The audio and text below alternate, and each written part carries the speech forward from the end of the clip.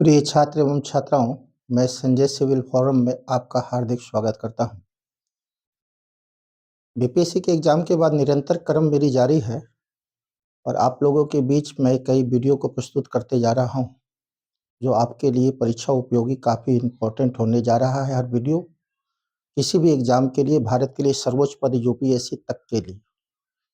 अब आज की कड़ी में जो मैं प्रस्तुत कर रहा हूँ, कल मैं एक नए चैप्टर प्रस्तुत को लेकर शुरू हुआ था, भारत में क्रांतिकारी गतिविधियां, रिवोल्यूशनरी मूवमेंट ऑफ इंडिया। तो आप देख रहे हैं कि यह जो भारत में क्रांतिकारी गतिविधियां हैं, इसकी परिणति में कई कारण बने थे। कल मैं बताया था कि 1857 की क्रांति के बाद भारत के युवा और शिक्षित वर्ग ब्रिटिश सरकार के जो दमनकारी नीति है उसके खिलाफ आवाज उठाने लगे। उसमें बंगाल जो है, बंगाल के युवा बढ़ चढ़ कर हिस्सा लिए थे। बंगाल में राष्ट्रवाद बहुत तेजी से फैल रहा था। बंगाल से धीरे धीरे यह राष्ट्रवाद भारत के हर कोने में फैलने लगा। तो निश्चित तौर पर ब्रिटिश जो युवा और सजग होते हैं उसकी बौद्धिक क्षमता बहुत ज़्यादा होती है, उसकी तार्किक लॉजिकल बहुत ज़्यादा अच्छी होती है। तो निश्चित तौर पर जो है बंगाल विभाजन के बाद जो है रिवोल्यूशनरी मूवमेंट का प्रथम चरण भारत में शुरू हो गया और उसके बाद ही भारत में दो विचारधारा के लोग उत्पन्न हो गए, एक नरम और एक गरम। तो गरम विचारधारा के जो लोग थे उससे उग्र राष्ट्रवाद का उत्पत्ति हुआ और उग्र राष्ट्रवाद जो है वो क्रांतिकारी में तब्दील हो गए। निश्चित तौर पर तो यह जो क्रांतिकारी है उग्र राष्ट्रवाद का ही देन है, ये गरमपंथी नेता की ही देन है।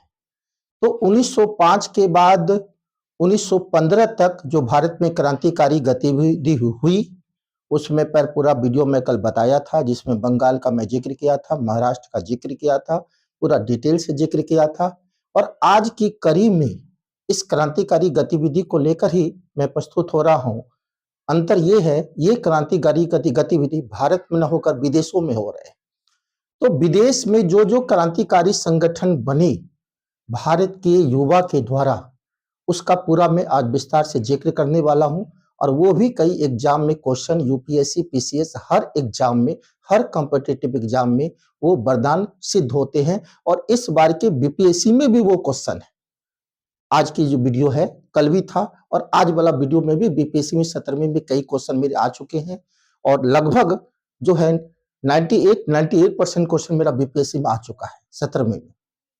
तो मैं निश्चित तौर पर कह रहा हूं कि जो पढ़ाई का तरीका है किसी भी बच्चे के लिए, वो कॉन्सेप्ट के आधार पर, पूरा लिंक के आधार पर पूरी गहराई से पढ़नी चाहिए।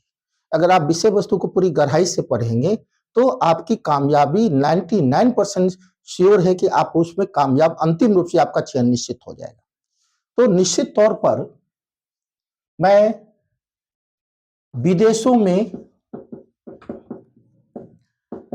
में क्रांतिकारी का गठन, तो ध्यान दीजिए, भारत से बाहर London, America, Germany, France, Japan, कई ऐसे देश थे जो कई क्रांतिकारी संगठन बने भारत की आजादी के लिए। तो भारत की आजादी के लिए यहाँ पर दो विचारधारा के लोग हो रहे हैं। एक जो है अहिंसक है, जिसमें गांधी नेतृत्व कर रहा है, और जो हिंसक है उसका नेतृत्व क्रांतिकारी लोग कर रहे हैं। और ये भारत ही नहीं, विदेशों में भी यह हिंसक प्रवृत्ति को अपना रहे हैं, कई क्रांतिकारी संगठन बना रहे हैं ब्रिटिश सरकार की आजादी के लिए। तो निश्चित तौर पर मैं यह कह सकता हूं कि विदेश में जो क्रांतिकारी गठन हुए उसमें कई भारत के युवा लोग ही गठन किए थे, जो विदेशों में रहकर अपनी पढ़ाई कर रहे थे और वही अपने कई युवा को संगठित किए और क्रांतिकारी संगठन को अंजाम दिए। तो निश्चित तौर पर जो विदेश में क्रांतिकारी संगठन का अंजाम हुआ उसमें सबसे पहले देश आते हैं ब्रिटेन। तो आप फ्रेंड्स यहां ध्यान दीजिए कि ब्रिटेन में 1905 में इंडियन होम रूल सोसाइटी, इसकी स्थापना हुई और यह सुझाव दिया, एक अंग्रेज ही सुझाव दिया था जिसका नाम है हिडमैन। और ये इंडियन होम रूल सोसाइटी जो है विदेश की धरती पर, ब्रिटेन की धरती पर पहली क्रांतिकारी संगठन मानी जाती है। पहली क्रांतिकारी संगठन इंडियन होम रूल सोसाइटी, विदेशों में ब्रिटेन, और इसके अध्यक्ष होते हैं श्याम जी कृष्ण वर्मा। और ये जो श्याम जी कृष्ण वर्मा है, ये गुजरात के निवासी थे, गुजरात के काठियावाड़ जिले के वासी थे और लंदन में गए थे पढ़ने के लिए। तो श्याम जी कृष्ण वर्मा जो लंदन में युवा भारतीय पढ़ाई कर रहे थे, उसी को सबको मिलाकर 1905 में क्रांतिकारी संगठन इंडियन होम रूल सोसाइटी बनाया और इस इंडियन होम रूल सोसाइटी के श्याम जी कृष्ण वर्मा अध्यक्ष चुने गए। क्या चुने गए? अध्यक्ष चुने गए। अब जो है अब्दुल्ला सुहरावर्दी, अब्दुल्ला सुहरावर्दी ये भी एक छात्र थे और इसको उपाध्यक्ष बनाया गया। क्या बनाया गया? उपाध्यक्ष। तो फ्रेंड्स यहां ध्यान दीजिए कि ब्रिटेन की धरती पर पहली क्रांतिकारी संगठन गुजरात के काठियावाड़ के युवा और ओजस्वी जो क्रांतिकारी थे श्याम जी कृष्ण वर्मा, उन्होंने लंदन में इंडियन होम रूल सोसाइटी की स्थापना 1905 में की। उसके वो अध्यक्ष बनाए गए। अब्दुल्ला सुहरावर्दी इसके जो है उपाध्यक्ष बनाए गए और इसका भी मांग था भारत स्वशासन। मुझे भी स्वशासन चाहिए, भारत के ब्रिटेन के हिस्सों में हमको भी कुछ अधिकार चाहिए और इसके लिए उन्होंने ये संगठन को बनाया। अब यह जो इंडियन होम रूल सोसाइटी है, इसके सक्रिय सदस्य में आते हैं मदन लाल धिगरा। कौन आते हैं? मदन लाल धिगरा, लाला हरदयाल, अजीत सिंह और बीडी सावरकर। बहुत इंपॉर्टेंट है, आप लोग नोट भी करते जाइएगा। इंडियन होम रूल सोसाइटी से कौन कौन सक्रिय, काफी सक्रिय लोग जुड़े हुए थे कार्यकर्ता में, उसका नाम मैंने लिखा है मदन लाल धिगरा, बीडी सावरकर, अजीत सिंह और Lala Hardayal. Indian home rule society से ये जुड़े हुए थे लंदन, ये लोग सभी। अब बात हो रही है कि जो लंदन में युवा लोग बसे थे, उस क्रांतिकारी संगठन को निवास के लिए वो लोग रुकेंगे कहां? तो इसलिए श्याम जी कृष्ण वर्मा ने इंडिया हाउस का निर्माण किया। इंडिया हाउस यानी भारत में जो लंदन में पढ़ाई कर रहे थे उसका एक गुप्त संगठन जो वहां निवास भी करेंगे, कुछ योजना भी बनेगी, उसके लिए श्याम जी कृष्ण वर्मा ने इंडिया हाउस बनाया। और यह इंडिया हाउस जो है, इसी हाउस से श्याम जी कृष्ण वर्मा ने एक पत्रिका निकाला, इंडियन सोशलिस्ट। क्या निकाला? Indian socialist. यह भी बहुत इंपॉर्टेंट बात है कि यह पत्रिका कौन निकाला? Indian socialist. कहां से निकला? इंडिया हाउस से निकला। और निकाला कौन? श्याम जी कृष्ण वर्मा। और ये इंडियन सोशलिस्ट एक क्रांतिकारी पत्रिका थी जो श्याम जी कृष्ण वर्मा के द्वारा निकाली गई। जब ये संगठन काफी मजबूत होने लगा, तब लंदन की सरकार जो है श्याम जी कृष्ण वर्मा पर उसकी नजर गई और उस पर वारंट निकला। इसलिए श्याम जी कृष्ण वर्मा इसको छोड़कर पेरिस चले गए। कहां चले गए? और पेरिस में मैडम कामा से मिले श्याम जी कृष्ण वर्मा। अब यह जो इंडिया हाउस है, इसकी जिम्मेवारी आ गई बीडी सावरकर पर। किस पर आ गई? बीडी सावरकर पर। और आपको बताएं कि यही बीडी सावरकर अभिनव भारत समाज की भी स्थापना किया था। नासिक केस में इसको आजीवन कारावास हुई थी। तो इंडिया हाउस की जिम्मेवारी किसको मिल गई? बीडी सावरकर। और भारत का स्वतंत्रता संग्राम किताब भी इन्होंने बीडी सावरकर ने लिखा है। महाराष्ट्र के युवा क्रांतिकारी बहुत ओजस्वी नेता है ये। तो निश्चित तौर पर यह बीडी सावरकर पर जवाबदेही आ गई। अब एक बात हो रही है कि 1 जुलाई 1909 को कजन वायली जो इंडिया हाउस के सचिव हैं, अंग्रेज हैं, इन्होंने कई क्रांतिकारी को प्रताड़ित किया था। जब ये भारत में थे, उदयपुर राजस्थान में थे, तो भारत के कई क्रांतिकारी को ये प्रताड़ित किया था और उसका बदला लेने के लिए इंडिया हाउस में लंदन में ही मदन लाल धिगरा ने 1 जुलाई 1909 को कजनवाली की हत्या कर दिया। मदन लाल धिगरा किसके जुड़े हुए थे? जो है इंडियन होम रूल सोसाइटी से जुड़े हुए थे, वो सक्रिय सदस्य थे। और यही सक्रिय सदस्य ने कजनवाली की हत्या 1 जुलाई 1909 को कर दिया। और इस मदन लाल धिगरा का जो है स्मारक ब्रिटेन में भी है। और इसी मदन लाल धिंगरा के स्मारक के बगल में राजा राम मोहन राय का भी स्मारक ब्रिटेन में। तो निश्चित तौर पर फ्रेंड्स आप समझ गए होंगे ब्रिटेन की गतिविधियों को लेकर। इंडियन होम रूल सोसाइटी को मैंने पढ़ाया और तौर के एक एक फैक्ट जो एग्जाम में क्वेश्चन आते हैं आप लोग के लिए। अब बात होती है अमेरिका। अमेरिका में तारकानाथ आप देख रहे हैं, यह बीपीएससी के 17वीं में क्वेश्चन आ चुका है, इस बार में आ चुका है मैचिंग में, आप देखिएगा।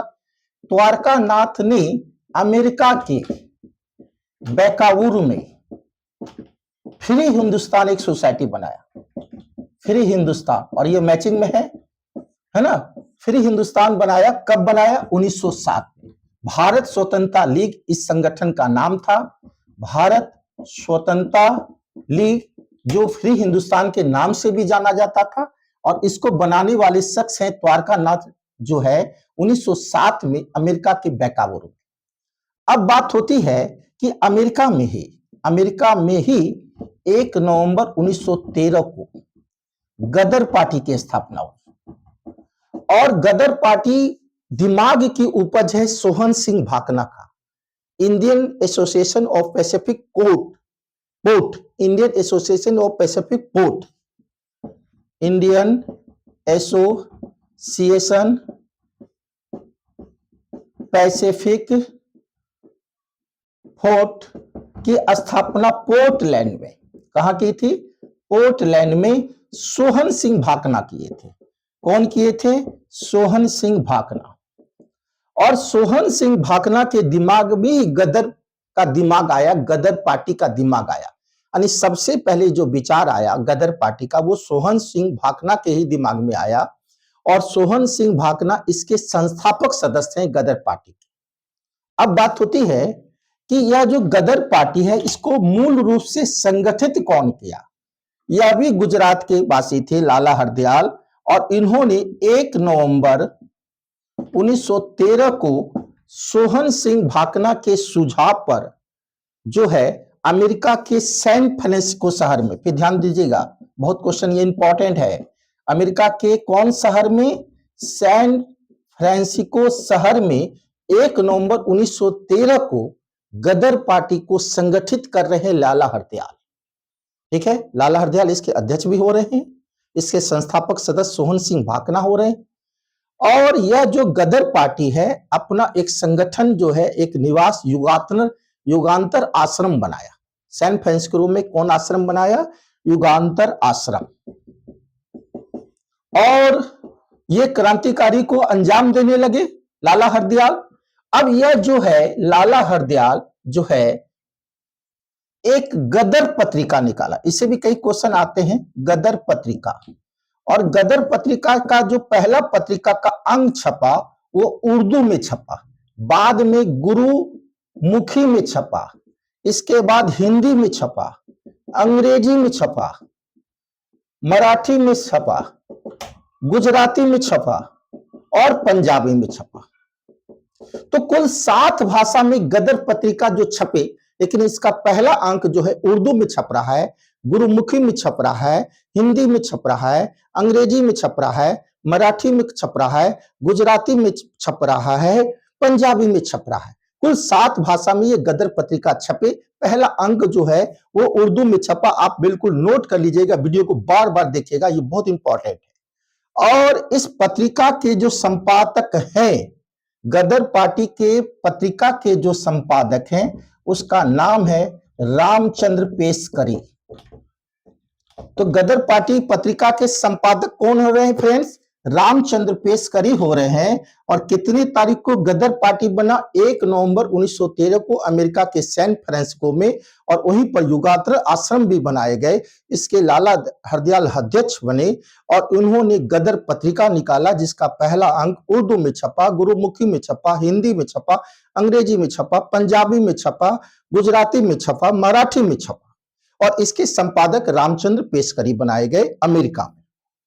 तो निश्चित तौर पर मैं अमेरिका को पढ़ाया, पहले ब्रिटेन को पढ़ाया, फिर अमेरिका को पढ़ाया। इसी से सब क्वेश्चन आते हैं एग्जाम में। अब बात होती है कि जर्मनी, तो मैडम कामा जो महाराष्ट्र की एक पारसी महिला थी और फ्रांस में बस गई थी, भारतीय मूल की फ्रांसीसी महिला हो गई, जो मुंबई की रहने वाली थी और पारसी समुदाय से बिलोंग करती थी, और उन्होंने विदेशों में क्रांतिकारी को अंजाम दिया, इसलिए मैडम कामा को क्रांतिकारी की माता कहते हैं और श्याम जी कृष्ण वर्मा को क्रांतिकारी के पिता कहते हैं।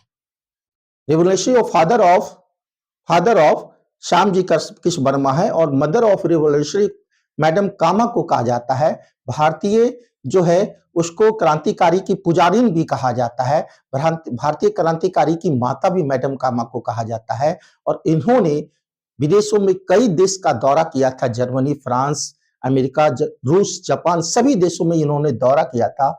और जर्मनी में मैडम कामा, आप फ्रेंड्स यहां ध्यान दीजिए कि जब श्याम कृष्ण वर्मा जब भाग के फ्रांस गए थे तो मैडम कामा से मिले थे और मैडम कामा ने वंदे मातरम एक पत्रिका निकाला और मदन तलवार, यह भी बहुत इंपॉर्टेंट है कि मैडम कामा के द्वारा कौन कौन से पत्रिका निकाले गए विदेश में, जो है वंदे मातरम और मदन तलवार।